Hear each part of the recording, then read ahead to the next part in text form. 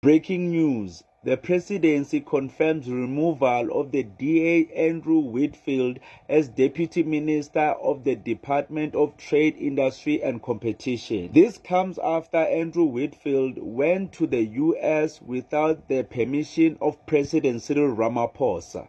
Because he went to the United States without obtaining prior permission. But you've got to look at the work that this minister or deputy minister has done.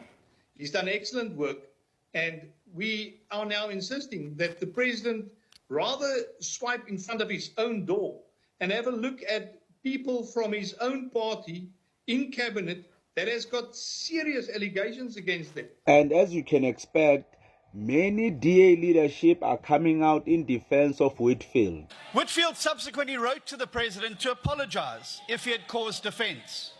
Again, he received no response. Then yesterday, months after the incident, and without a further word on it, the president unilaterally removed a DA deputy minister without even giving his largest coalition partner an opportunity to discuss it with the member or his party.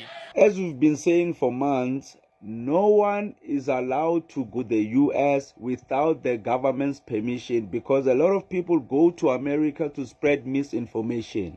So this is a good move by the president. People implicated in the VBS scandal, people implicated in the Zondo Commission report.